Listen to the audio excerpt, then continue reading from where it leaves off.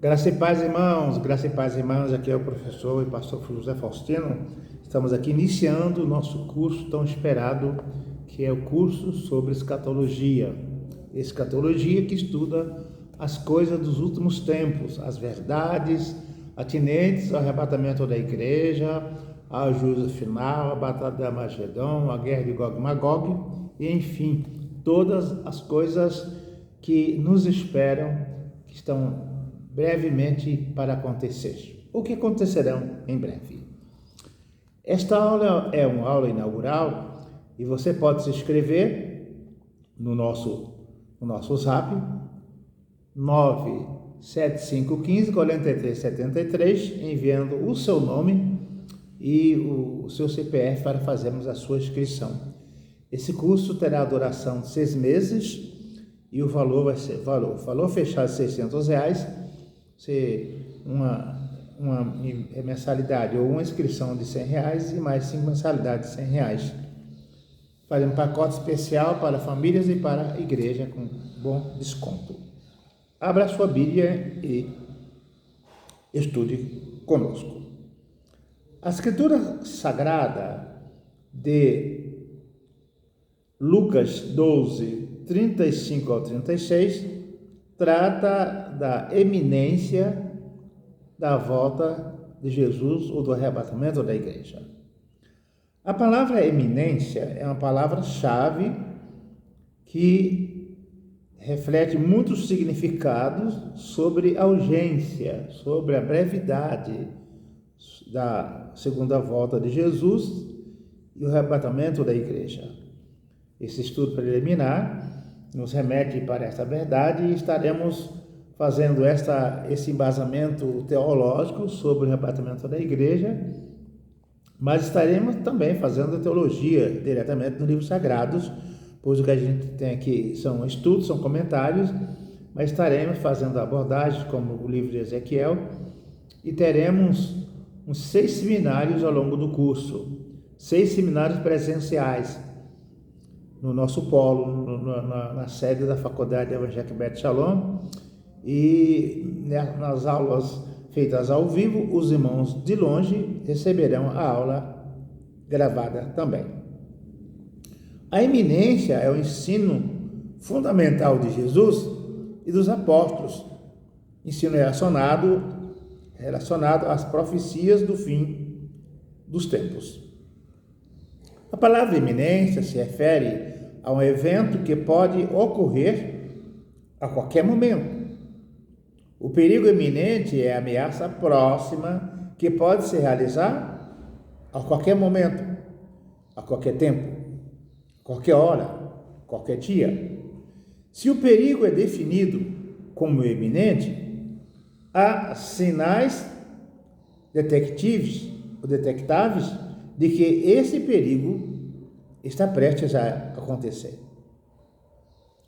Quando o psiquiatra, o psicólogo detecta no paciente risco iminente, perigo iminente de suicídio, a pessoa é imediatamente encaminhada a um psiquiatra, a um médico especialista para cuidar dela. Então ela está prestes a cometer um desatino. Então a palavra iminência significa que a volta de Jesus está prestes para acontecer. Ao interpretar a profecia, porém, alguns estudiosos usam a palavra eminente como algo menos preciso, para indicar um evento que pode ocorrer em breve, porque também pode ser precedido por sinais ou avisos específicos. Contrários a isso, os pré-tribulacionistas, ou seja, nós, na maioria assembleanos, batistas, que cremos na vinda de Jesus pré-milênio, pré-tribulação, entendemos que há no mínimo 10 razões porque Jesus virá antes do milênio ou antes da tribulação. Isso vamos ver ao longo do curso, conforme a palavra do próprio Jesus, que ele disse que a tribulação seria tão terrível, tão horrorosa, que, se possível, nem os salvos resistiriam. Ele abreviou os dias do arrebatamento da igreja, antecipou os dias do arrebatamento da igreja para que os salvos não passassem pela tribulação final. A palavra tribulação, ela ocorre em vários contextos, e houve uma grande tribulação para os crentes na perseguição, na Santa Inquisição.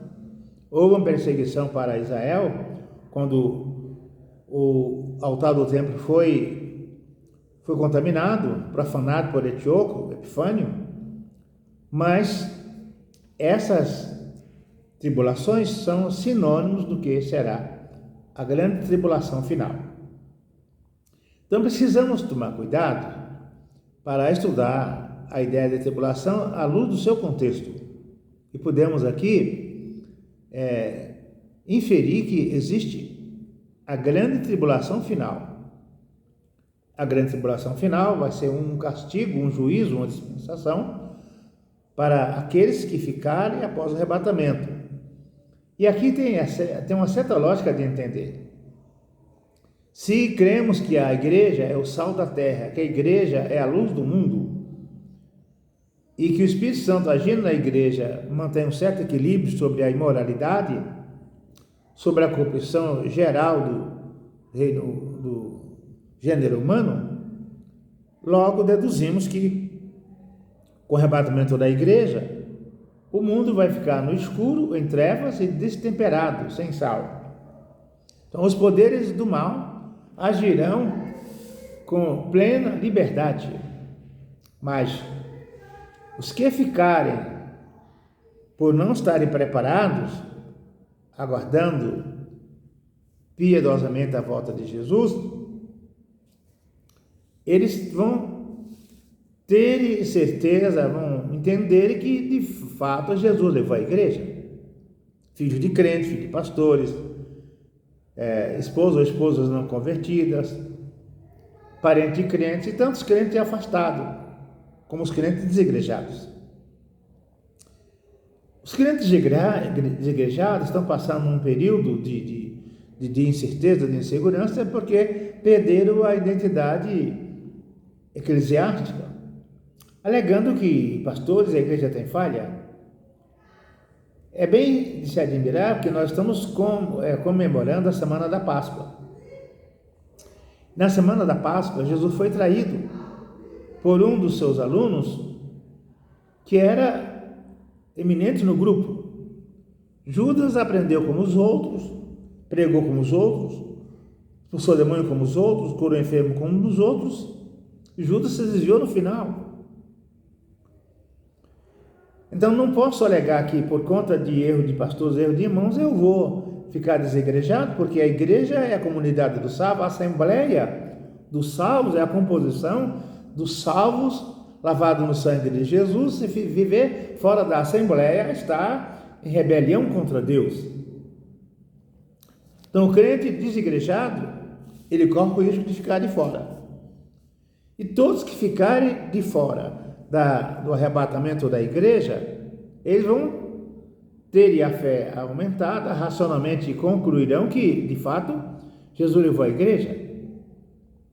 Eles farão tudo para crer, para defender os valores cristãos, porque há um monte de evidências de que, de verdade, houve o arrebatamento, e eles serão atribulados sem poder comprar, sem poder vender, sem o sinal da besta. E aqui a gente precisa ter muita calma para expressar ou colocar esses acontecimentos dentro do seu próprio contexto. Por essas razões, nós cremos, defendemos e temos certeza que a igreja não passará pela grande tribulação. Isso se chama uma crença pré-tribulacionista, que a igreja Jesus virá levar a igreja antes do milênio. Isso significa pré-milenista ou pré-milenar.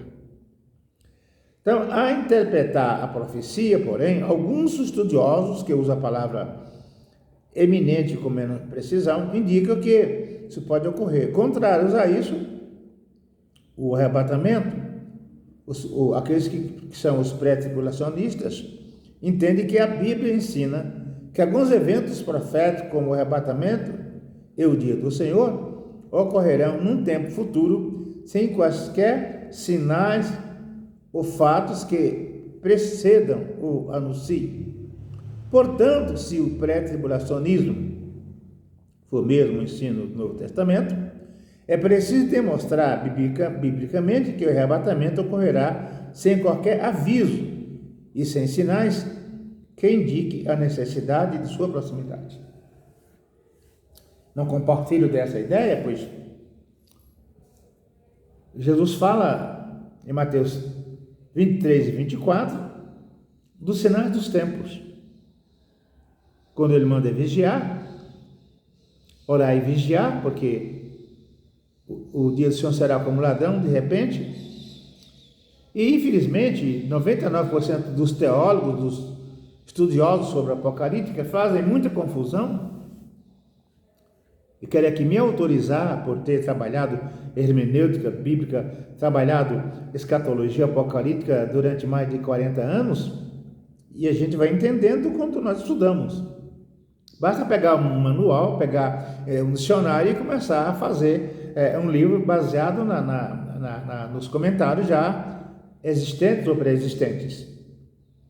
A verdade bem verdadeira é que a vinda do Senhor ocorrerá em 2 etapas. Isso é chave para entender o arrebatamento, para entender o pré-milenismo, a pré-tribulação, os pré-tribulacionistas que creem que Jesus virá antes da grande tribulação. Mas vamos tentar introduzir isso, e o assunto vamos debater até o final do nosso curso. Quando o texto sagrado diz que ele virá de repente, como ladrão, não abrir e fechar de olhos, não significa que não haja aviso, pois todos os elementos, terremotos, maremotos, guerra, epidemias, como o Covid, são sinais bem claros e evidentes da volta de Jesus. Desde que Jesus ascendeu aos céus, os grandes estudiosos, os grandes profetas anunciam o seu retorno iminente. Então, a segunda vinda de Jesus ocorrerá em 2 fases. 2 fases. Ele vem dos céus até as nuvens ou até a Nova Jerusalém, que é o primeiro estágio da sua segunda vinda. Envia os anjos para anunciar a sua vinda, e os anjos, tocando trombetas, anunciam o arrebatamento. Arrebatamento é levar repentinamente, inesperadamente, arrebatar, levar para Nova Jerusalém. Todos os mortos ressuscitarão, serão simultaneamente transformados, todos os vivos serão transformados, abrir e fechar de olhos, todos subirão ao encontro do Senhor nos ares, nas nuvens ou na Nova Jerusalém. Na Nova Jerusalém vai acontecer uma festa chamada as Bodas do Cordeiro. Lá em Zacarias 14 fala da segunda fase da segunda vinda. Quando a igreja subir, começará sim a grande tribulação aqui. Isso é muito evidente, muito claro.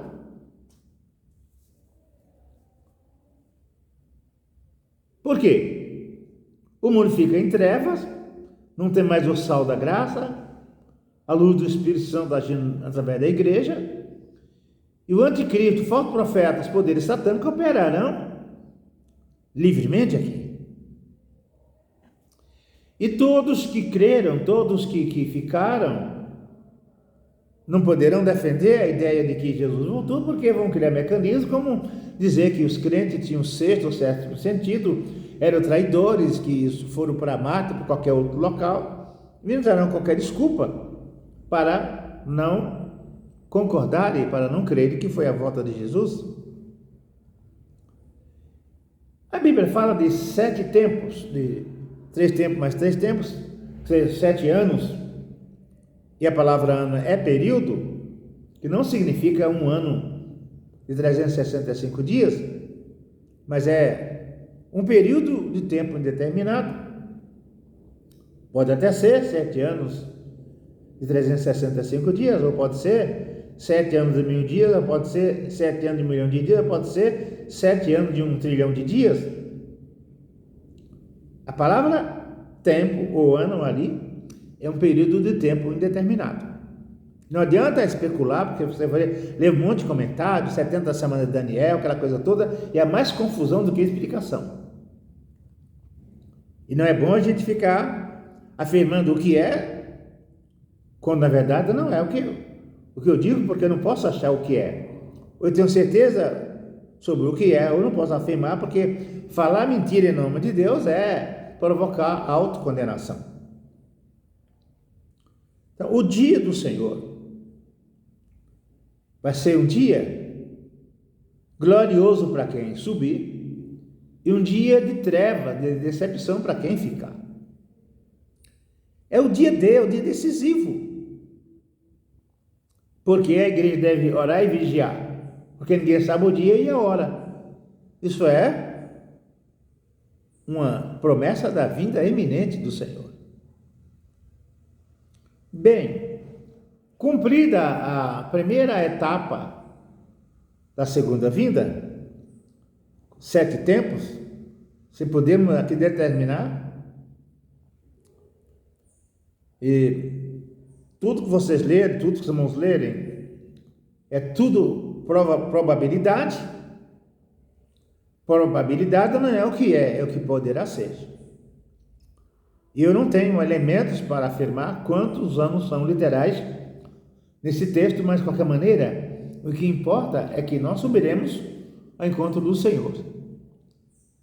Ali sim, ocorrerá as bodas do Cordeiro. Aquela parábola das 10 virgens apontam para este momento da igreja, o arrebatamento, boda do Cordeiro. A ida de Jesus vai determinar o poder liberal operando de todas as formas contra qualquer resquício de fé. E a segunda etapa da segunda vinda vai acontecer numa guerra chamada a guerra de Gog e Magog. Significa povos e mais povos, nações e muitas nações. É a penúltima guerra. É uma guerra mundial, mas contra o bem. Nesse momento, Israel será cercado de exércitos, muitos povos contra Israel. Pode até ser nesse momento que Israel reconstruiu o templo no seu devido lugar, porque isso é uma exigência para a segunda etapa da segunda vinda de Jesus. E conforme Zacarias 14 nos explica, Jesus virá das nuvens ou da Nova Jerusalém até o Monte das Oliveiras, e conforme Zacarias 14 diz, o monte se fenderá, surgirá um vale no Monte das Oliveiras, e o povo de Israel escapará pelo vale dos meus montes. Aí vem a profecia, orai para que a vossa fuga, é essa fuga do dia do Senhor, da segunda etapa da segunda vinda. Orai para que a vossa fuga não aconteça em sábado, eles não poderão fugir, não poderão andar mais de 1000 metros, por seguirem a lei. Aí das grávidas terão dificuldade de correr, pior as que amamentam terão dificuldade de fugir. Quem estiver no campo não entra na cidade, quem estiver no telhado não desça, até que venha livramento. Esse aqui é um ponto marcante mesmo da complementação da segunda vinda de Jesus, quando ele complementa a segunda etapa da sua segunda vinda. Primeira fase do céu até a Nova Jerusalém, e a segunda fase de Nova Jerusalém até Israel, até a terra. E aqui é que vai se cumprir que até os que o transpassaram virão. A primeira vinda é invisível, repentinamente, de repente, como ladrão. A segunda fase virá, e já virá com a igreja, com milhares de seus santos. Os salvos virão com Jesus. E com a espada da sua boca, com a sua palavra, ele vai matar, destruir todos os inimigos de Israel, inimigo do povo de Deus. Aí é para você falar. Israel vai levar 7 meses enterrando cadáveres e 7 anos queimando armas de guerra. Tá certo? Aí vai acontecer um momento chamado milênio. Jesus vai derrotar todos os inimigos do povo de Deus e vai implantar, vai colocar Satanás no lago de fogo e vai haver uma paz compulsória sobre a terra, no chamado reino milenar. Outra vez, esse milênio é simbólico.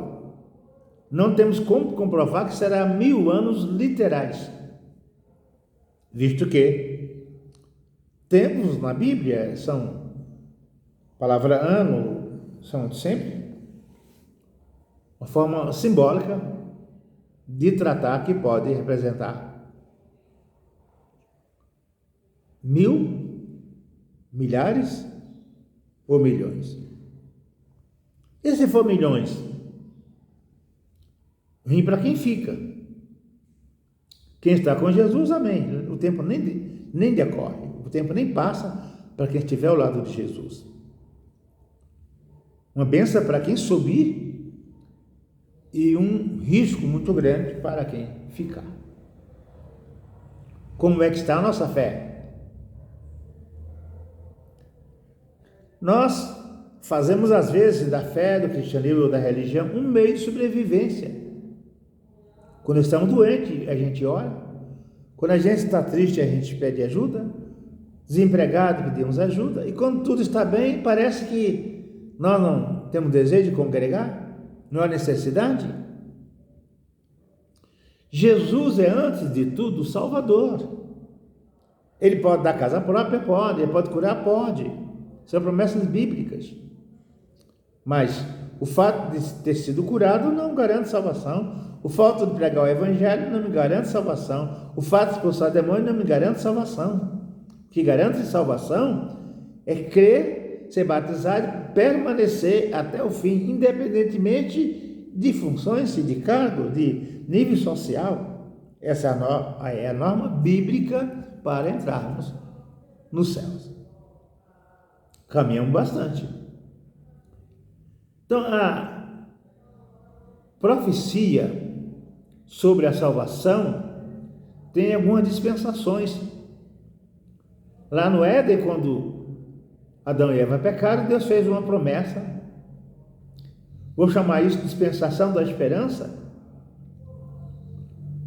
Não está escrito assim, está escrito isso, mas é o tudo que a gente faz. Dispensação da esperança, porque quando Adão e Eva pecaram, Deus castigou Adão para trabalhar, tirar o seu pão da terra. A terra lhe produziria abrolhos, espinhos, répteis que lhe castigaria. A mulher teria o seu parto aumentado, uma dor muito intensa para ter partos, mas uma promessa de redenção para os dois. Da mulher nascerá um que esmagará a cabeça da serpente. Vamos chamar isso de dispensação da esperança. Os dispensacionistas não viram isso. E todos os estudos sobre dispensação arbitrários têm um monte de falhas. E é uma matéria que tem na faculdade de teologia e quase ninguém sabe listar isso porque não vão além desses solteiros caducos escritos arbitrariamente pelos dispensacionistas. Essa dispensação da esperança vai da promessa até o nascimento de Jesus, muitos anos depois. E quando Jesus nasce, os anjos anunciam o final dessa dispensação da esperança, dizendo: glórias a Deus nas alturas e paz na terra para com os homens de fé, os homens de boa vontade, os homens estudiosos, os homens humildes, que terão no Messias o seu guia e salvador. Então encerra essa dispensação da esperança, porque agora, como Ana e Simeão já idoso e cego, quando trouxeram Jesus, ele profetizou e disse, ele chegava pouco, mas ele abençoou e disse que não morreria, ele tinha criança que não morreria antes de ver a salvação de Israel. Ana também abençoou Maria. Vejam que interessante. Então, esses profetas anunciam o início da redenção, a dispensação da redenção. Redenção quer dizer livramento ou salvação. Como Moisés foi criado pela filha de Faraó para ser o redentor de Israel, Jesus nasceu de Maria para ser o redentor da humanidade. E na Páscoa, ou 40 dias após a ressurreição, domingo da ressurreição, ele ascendeu aos céus e os anjos cantaram de novo no coral. Os anjos que cantaram: bendito seja Deus, glorificado seja o nome de Deus, e paz na terra para com os homens de boa vontade. Os anjos que cantaram pelo nascimento, os anjos agora fizeram um coral para receber Jesus nos céus, quando ele ascendeu aos céus, e deram uma aula para os discípulos, dizendo: por que vocês estão tão preocupados, tão admirados? Esse Jesus que subiu, como ele subiu, ele voltará. Ele voltará de forma poderosa, de forma gloriosa. Essa é a teologia, a dispensação da redenção, que foi inaugurada com a morte de Jesus, e ela perdurará até o arrebatamento da igreja. O Novo Testamento é preciso em afirmar que o arrebatamento acontecerá de forma definitiva, conforme Mateus 23, 24, e a fé nesta próxima vinda do Senhor, eminente vinda do Senhor, está alicerçada em João 14, quando o Senhor Jesus consola a igreja dizendo: não se turbe o vosso coração. Diante das perseguições, diante das tribulações grandes que não são a última, as tribulações da vida, não se turbe o vosso coração. Lá em Mateus 11, 28, ele fala: vinde a mim todos vós que estáis atribulados, cansados, sobrecarregados, oprimidos. É uma maneira de irmos a ele pedindo ajuda e socorro. Pedro escreve à igreja dizendo: lançai sobre ele toda a vossa ansiedade. E a ansiedade é uma doença bem próxima da depressão e atinge milhões de pessoas no mundo todo. Então Jesus coloca naquele texto um remédio, uma bênção para não ficarmos ansiosos, depressivos. Crede em Deus e crede também em mim. Aí ele faz uma promessa: na casa do meu pai, na Nova Jerusalém, nos céus existem muitas moradas. Se fosse diferente, de outra maneira, eu teria explicado. Mas como é assim que é, eu voltarei para vos levar, a fim de que onde eu estiver, estejais vós comigo. Essa é a promessa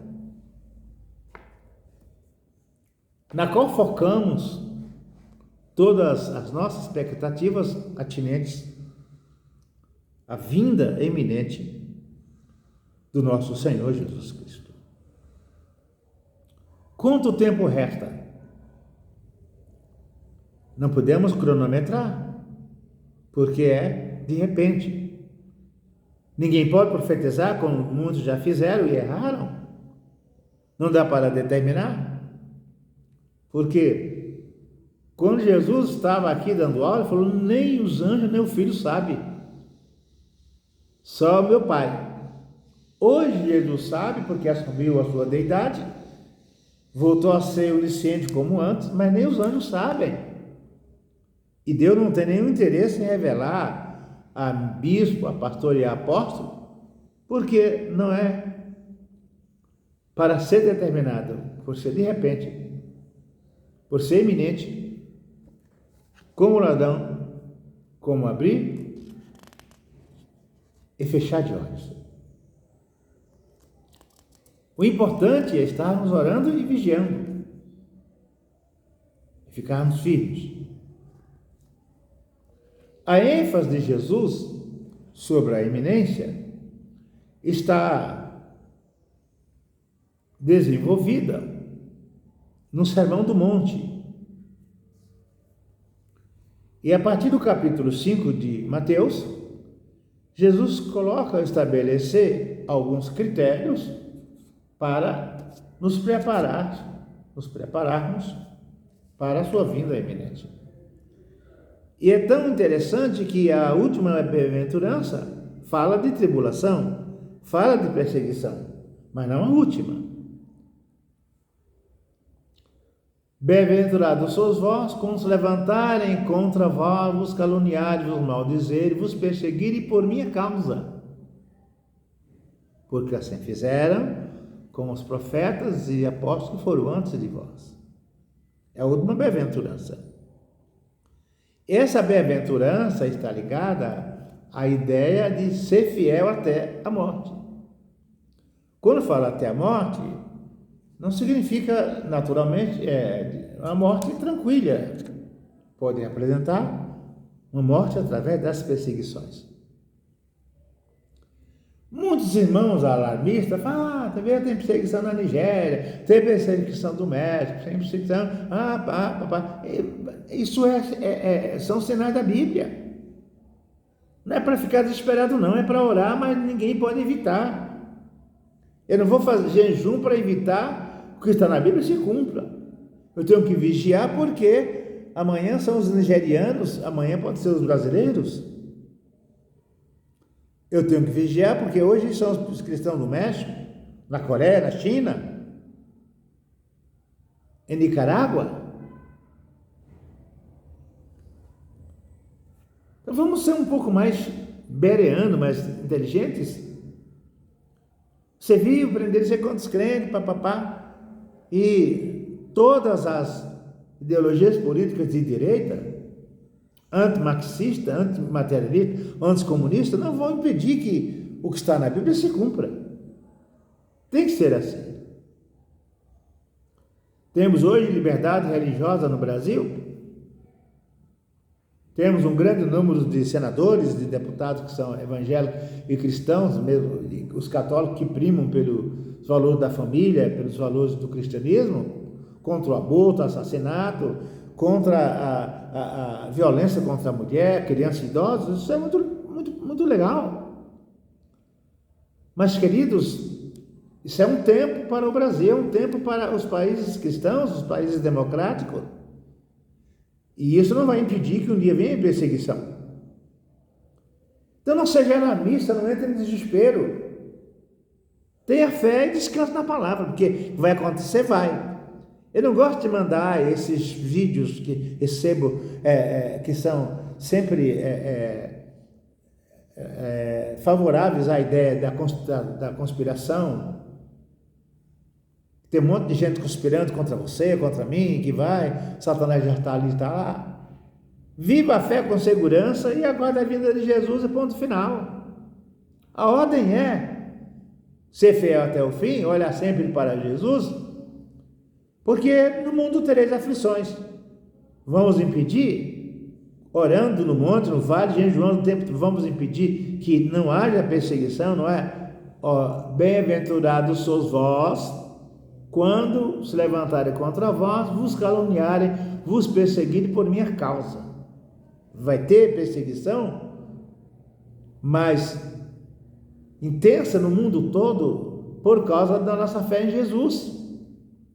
E bem-aventurados já são esses irmãos que estão sendo perseguidos em qualquer lugar do mundo por causa da fé deles em Jesus Cristo. Isso é profético, faz parte do Sermão do Monte.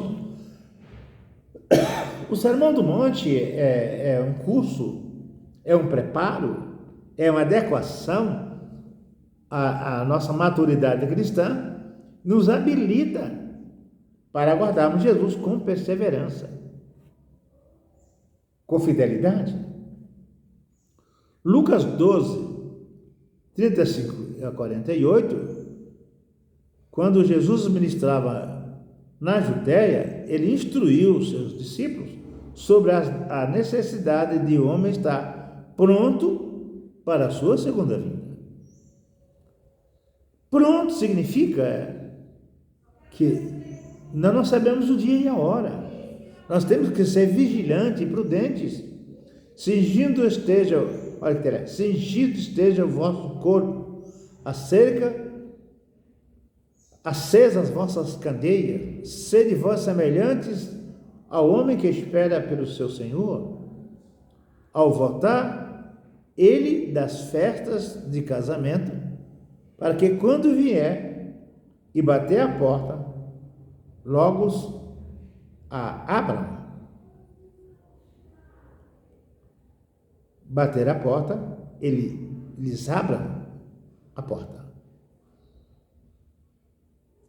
Sabei, porém, isto: se o pai de família soubesse a que hora havia de vir o ladrão, vigiaria e não deixaria arrombar a sua casa. Ficai vós também percebidos, atentos, vigilantes, porque a hora em que não esperai, a hora que não cuidais, o Filho do Homem virá. É iminente, repentinamente. Mas há alguns teimosos que não acreditam na iminência. E alguns defendem que para nós pré-tribulacionistas não tem sinais. Temos sim, nós estamos muito atentos para os sinais, como ele fala, filho contra pai, pai contra... O Sermão do Monte é a síntese que funciona como bússola, como um guia, que orienta a nossa fé, a nossa ética, a nossa crença para a proximidade da volta do Senhor. Não só de avisar, mas de estarmos atentos. Não só estarmos atentos, mas estarmos preparados. E o Senhor disse: quem é, pois, o mordomo fiel e prudente, a quem o Senhor confiará os seus conservos para dar-lhes o sustento a seu tempo. Bem-aventurado aquele servo a quem o seu Senhor, quando vier, achar fazendo assim. Verdadeiramente vos digo que lhe confiará todos os seus bens. Mas se aquele servo disser consigo mesmo: meu Senhor tarda em vir, e passar a espancar os criados e criadas, e a comer e beber e embriagar-se, se virá o Senhor daquele servo em dia em que não espera. Isso é iminência. Em hora que não sabe, castigá-lo-á, lançando-lhe a sorte com os infiéis. Esse servo representa os líderes da igreja, representa os pastores. Aquele servo, porém, que conhecia a vontade do seu Senhor e não se aprontou, nem fez segundo a sua vontade, será punido com muitos açoites. Aquele, porém, que não soube a vontade do seu Senhor e fez coisas dignas de reprovação, levará poucos açoites, mas aqueles a quem muito foi dado, muito lhe será exigido. Aquele a quem muito se confia, muitos lhe pedirão. Aqueles que ministram a palavra, que Deus lhes dotou de dons de conhecimento, sabedoria e inteligência espiritual, Daniel fala que quem muito ensina resplandece, mas desse Jesus exigirá mais.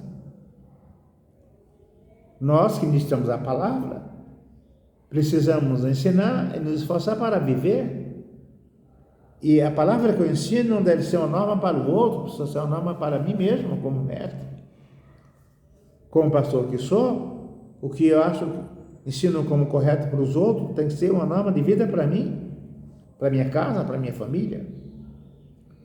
E Paulo ensina isso para Timóteo, dizendo: em tudo te dá como modelo, como exemplo. Então, o pastor, o obreiro, o mestre, precisa se dar como exemplo, no sentido de seguir, perseverar na fé, na palavra. Até porque ele, como guia do Senhor, tem que estar à frente do rebanho, demonstrando confiança, demonstrando fidelidade, humildade, submissão, lealdade a Deus, porque ele haverá de apresentar, prestar conta do rebanho ao Senhor.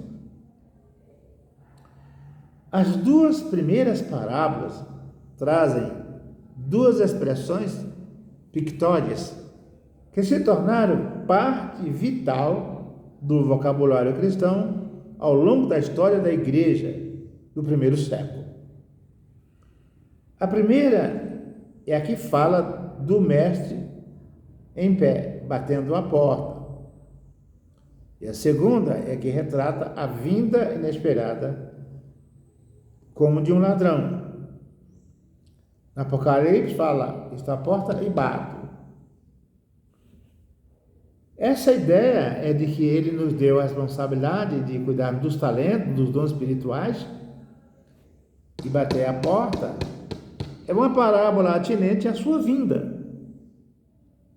Ele virá, e nós, liderança, temos que estar atentos para receber o nosso mestre, que ele vai pedir que lhe prestemos conta do que fizemos com o talento que ele nos deu. Como é que cuidamos do rebanho, o povo que nos confiou.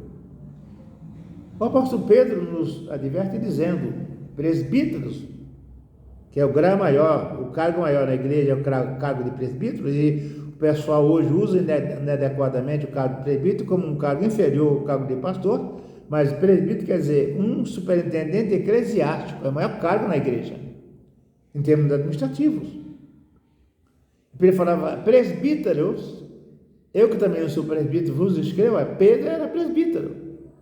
E o pessoal, o irmão fica 30 anos de diácono, mais 20 anos de presbítero, nunca chega a pastorado. E presbítero não é oficial, o pessoal não conseguiu ler isso na Bíblia. É um equívoco terrível, até criminoso. O que nós chamamos pastor de campo de igreja é o que a Bíblia chama de presbítero, que é um líder de uma região eclesiástica. E Pedro, presbítero, nos dizendo: eu vos escrevo, que, como presbítero, que também sou, que pastorear o rebanho de Deus, como aquele que tem que apresentá-lo, prestar conta dele diante de Deus, não como quem é dono, porque ele virá como dono do rebanho, batendo a porta. Quando ele virá? Repentinamente, inesperadamente. E aí, nós teremos que falar a ele e com ele o que fizemos dos talentos que ele nos deu.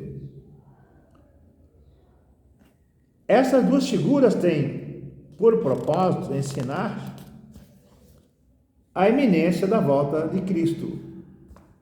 Em ambas as parábolas, ou em ambas, a vinda inesperada traz bênção para os discípulos preparados, e a terceira, porém, fala da punição aplicada àqueles que estão despreparados, desatentos. Agora, como é que eu posso me avaliar, me autoavaliar? Eu tenho que ser salvo como pessoa, mas tenho que ser cobrado como pastor. Como pessoa, eu também sou servo. Como pastor, eu sou servo de quem serve. Bem, eu vou ser salvo como crente, como pessoa que sou. Mas eu vou ser julgado, vou ser avaliado, vou ser cobrado como pastor do rebanho. Para ser pastor, ele me deu talentos. Ele me deu dons. E os dons que ele nos dá não são para ser usados em benefícios próprios. São dons concedidos para a edificação do corpo de Cristo, que é o rebanho de Deus.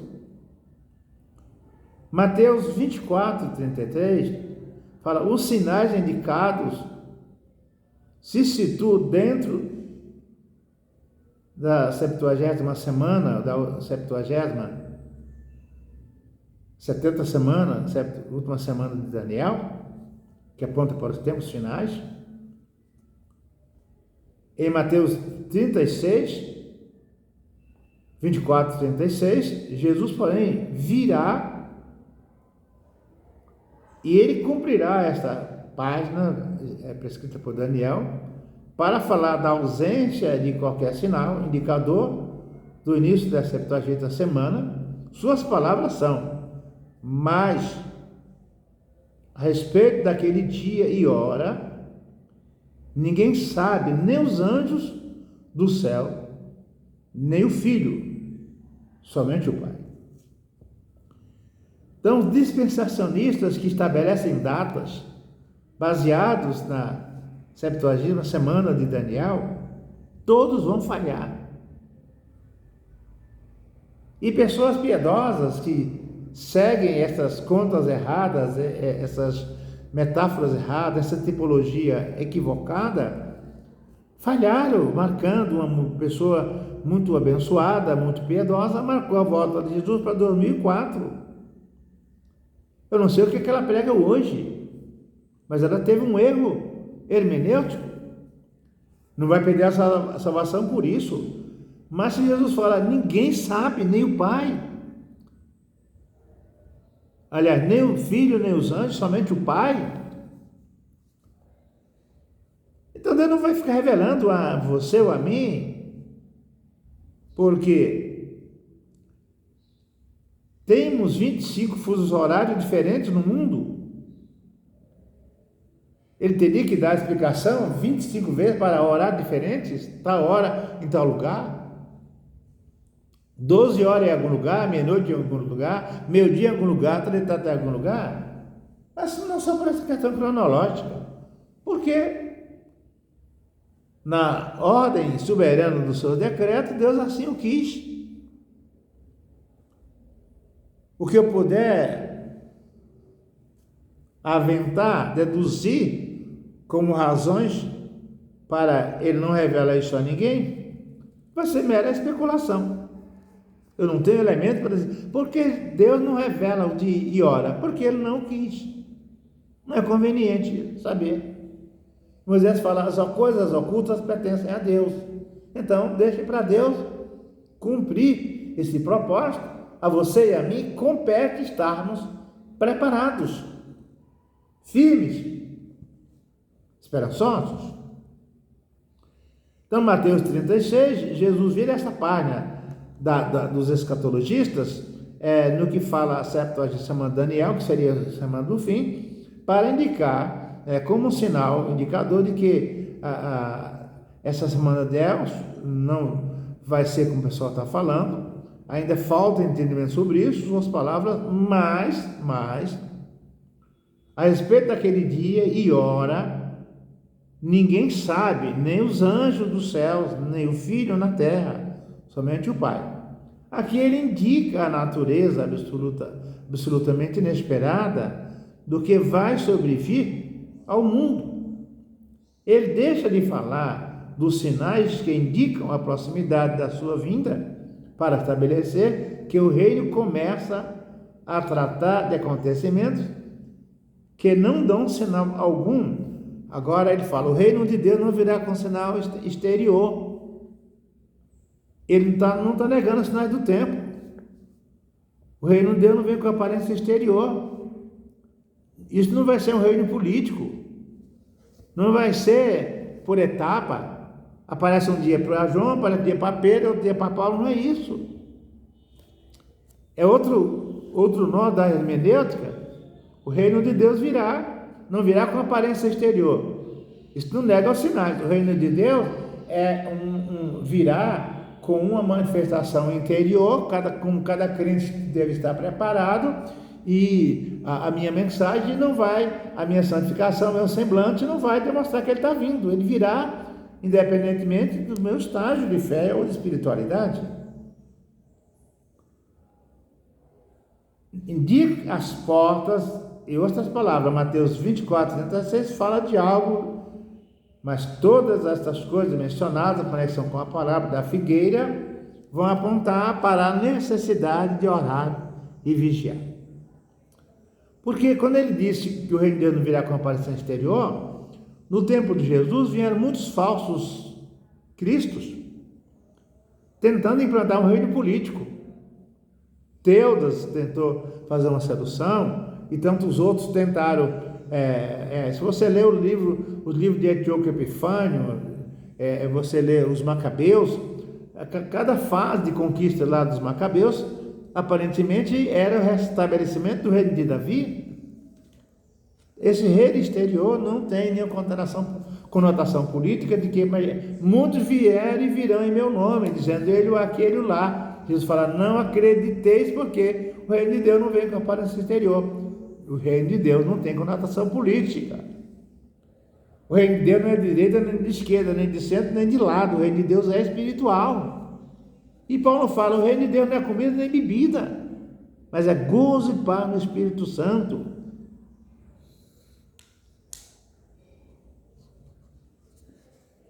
O salvo vai ser salvo independentemente da sua posição ideológica. É verdade que o marxismo vem contra o cristianismo, porque leva tudo para o materialismo, nega a verdade do cristianismo. E a igreja é o ópio da humanidade, a igreja é a cegueira, a igreja aliena os homens. Isso é a visão da ideologia marxista. Mas os direitistas que tentam salvar a humanidade por decreto, por canetada, também estão equivocados. O reino não é de direita e de esquerda, não é ideológico. Mas eu não posso aceitar filosofias, ideologias que venham contra o reino.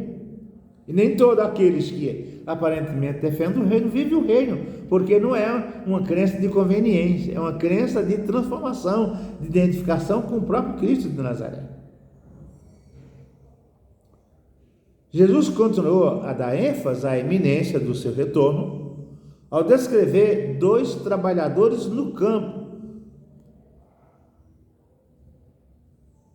Nos dois, quando ele cita Mateus 24, 40 e 43, esses trabalhadores no campo, ele está falando dois moleiros operando no moinho, e o outro está trabalhando o trigo. E ele fala, um será levado e outro deixado. Estarão dois dormindo, um é arrebatado e outro fica. Qual é a advertência? Qual é a lição a ser tirada dessas afirmações? Estar atentos. E que a salvação é individual. Mulher e marido precisam entender, buscar Jesus, que a salvação é individual. Mesmo comungando a fé, a salvação é individual. A essas alturas, Jesus anunciou 5 parábolas para reforçar seu ensino sobre a iminência. A primeira se encontra no Evangelho de Marcos e outras 4 estão no Evangelho de Mateus. A parábola de Marcos fala de um homem que fez uma viagem e deu tarefa para seus servos realizarem durante a sua ausência. Ele passou instruções especiais ao porteiro para que permanecesse aberta, para que a porta permanecesse aberta, porque ele voltaria. E o vigia, o atalaia, o porteiro, estivesse muito atento para quando o Senhor batesse a porta. Eu estou à porta e bato. Se alguém ouvir a minha voz, primeira condição, se o porteiro não estiver alerta, não vai ouvir a voz. Se ele não ouvir a voz, não vai abrir a porta. Se não abrir a porta, não vai recepcionar o Senhor quando voltar. Então, com certeza, isso se refere a pastores, presidente de campo, presidente de igreja, que estamos responsáveis para tomar conta do rebanho do Senhor. Isso é muito importante. A segunda parábola descreve o servo fiel e sábio, bem como o servo mau. De novo, a parábola lá em Mateus 24, 45 ao 51. Os talentos, como ferramentas ou dons, são meios que Deus nos dá de fazer a obra e desenvolver o rebanho. Se Ele nos deu 5 talentos, Ele vai esperar que produzamos pelo menos mais 5 talentos. Se Ele nos deu 1 talento, Ele vai esperar que produzamos no mínimo mais 1 talento. Agora, a pessoa covarde fica, eu não vou mais dirigir igreja, dá muito trabalho, eu não quero mais ser mais pastor, não quero mais pregar. Esse servo ou aquela serva estão enterrando o talento, ou os talentos. A ênfase na eminência por parte dos autores do Novo Testamento é constante. O Antigo Testamento, até o Êxodo, preconizava o arrebatamento de Israel, o livramento de Israel para a terra de Canaã. Em Canaã, os profetas alertavam para que Israel não cometesse idolatria. A partir dos profetas messiânicos, eles prometiam uma outra realidade para Israel. A partir da vinda do Messias, os apóstolos, escritores do Novo Testamento, preconizam a iminente vinda do Senhor para estabelecer um reino espiritual na Nova Jerusalém. E são muitas profecias. No final dos anos 40 do primeiro século, Tiago escreveu em sua epístola dirigida aos crentes judeus da diáspora, da dispersão, lhes falou sobre a dupla eminência. Segundo ele, essa eminência envolve a iminência do juízo sobre os operadores, os opressores dos pobres, os opressores dos necessitados. Está havendo uma operação para a retirada das barracas de cerca de 52 mil moradores em condição de rua em São Paulo. E esses moradores não estão nas ruas porque escolheram, mesmo os drogaditos. Drogaditos são 2 vezes doentes porque estão sofrendo doença social, falta de emprego, falta de instrução, falta de condições de vida e doente por conta da droga. Os não drogaditos estão doentes socialmente, porque a doença social conota condições mínimas de sobrevivência. Declaração dos Direitos Humanos, direito universal, todo ser humano tem direito à vida, à dignidade, à moradia, à saúde e ao alimento. Nesse sentido, há uma injustiça social em toda a cidade do mundo. Em São Paulo isso é muito notável, porque não está havendo justiça social quando 52 mil pessoas que pagaram impostos, que tiveram casa, tiveram emprego, contribuíram para o INSS, estão nas ruas vivendo ao relento. E muito agora que vamos entrar no período do frio, o que farão dessas pessoas? Tiram as barracas delas, podem montar à noite e de dia ficam perambulando por qualquer lugar. E quando de dia estiver chovendo, quando de dia estiver frio, vão para onde? Será que teria abrigo suficiente, encaminhamento? falta políticas públicas em todo o setor da nossa sociedade. E a igreja não pode ser alheia a esta verdade. A igreja fala tanto de amor, fala tanto de espiritualidade, e a igreja é alienada em relação às necessidades dos seres humanos. Com um grupo de seminaristas, há um tempo, falando a moradores de rua, quando fizemos um apelo, muitos deles queriam sair dessa vida.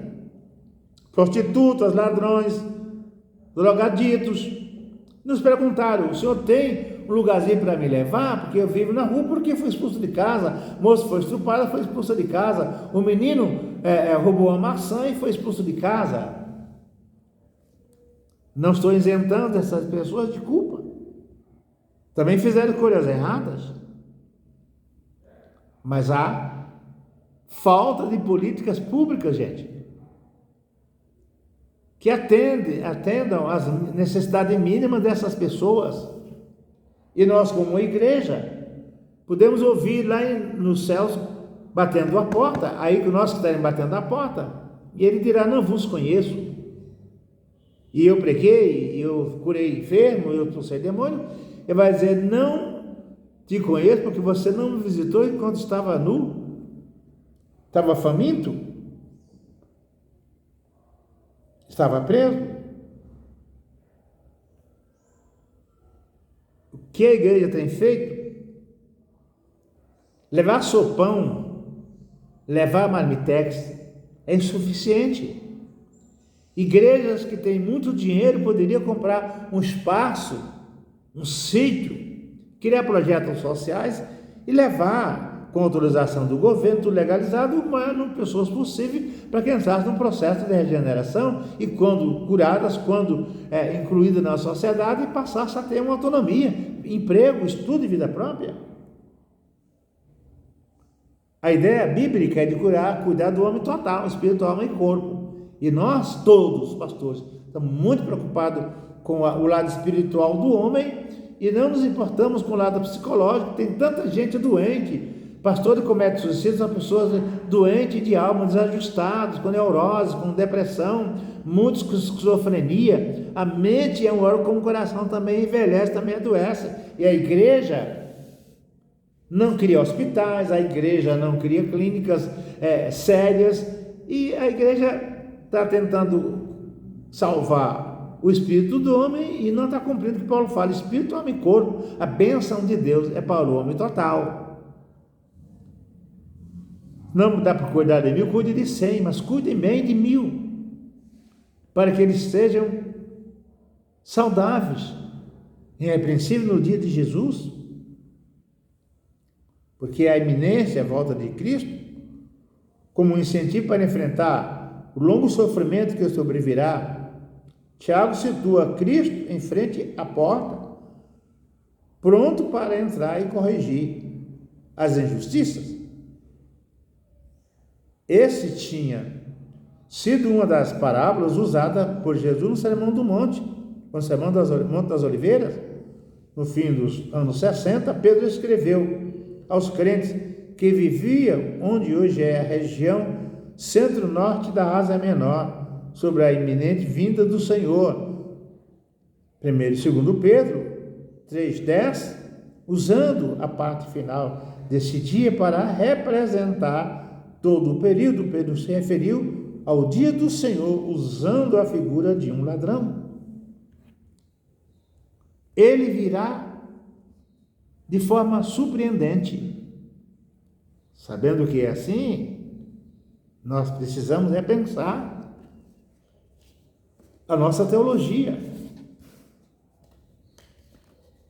Se o irmão Tiago fala: alguém vem ter contigo faminto, e você fala: vai em paz, Deus te abençoe, a sua paz não valeu de nada.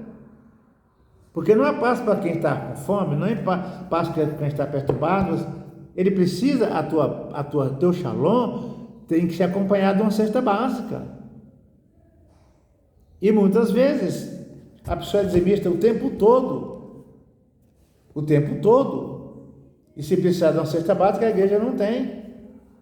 A igreja precisa repensar a sua forma de administrativa, fazer um curso de logística, sobre a administração, porque os dízimos é para que haja alimento. O pessoal cria assistência social e tira ofertas, depois das ofertas, os irmãos contribuem com centavos. E aqui, quero abrir um parênteses para dizer que os crentes brasileiros contribuem com R$1,40 anos para missões.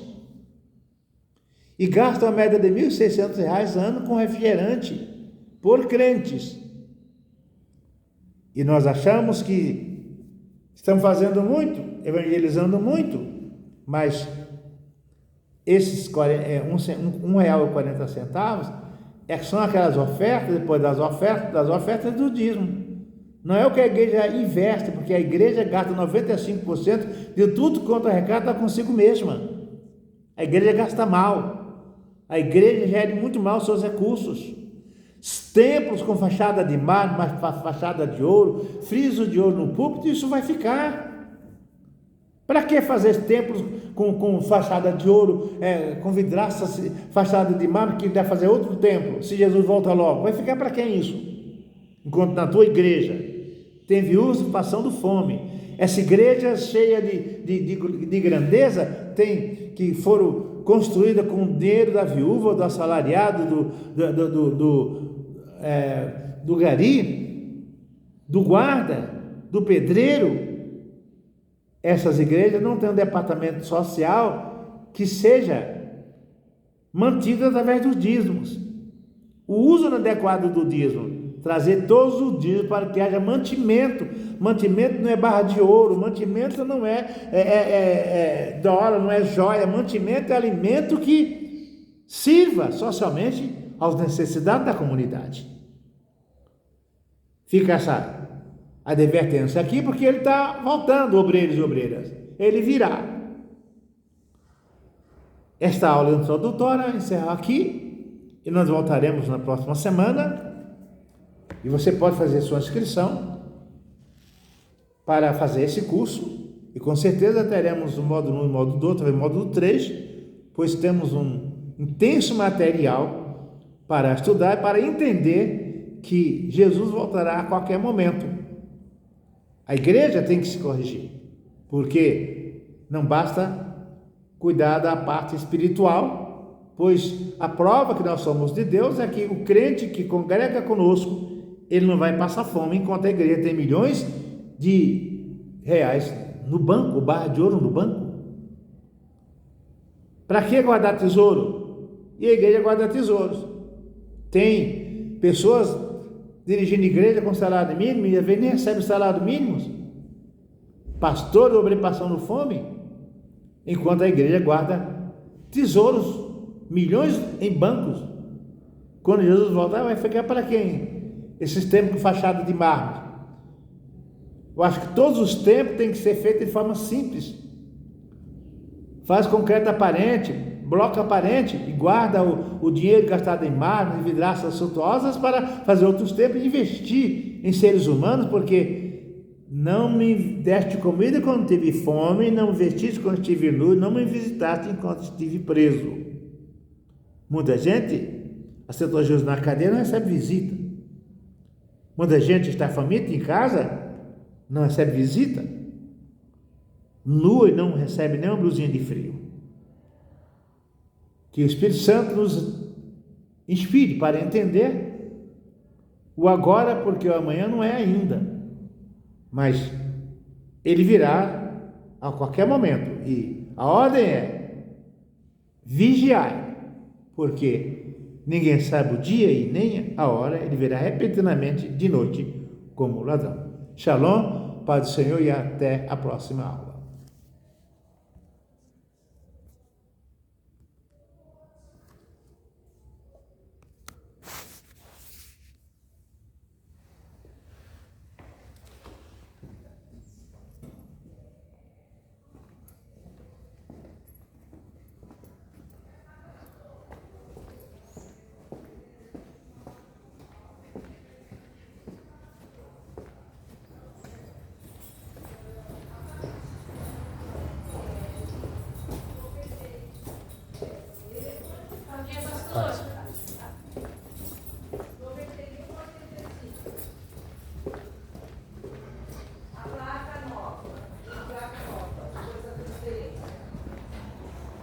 elefante, tatu laranja. Momento.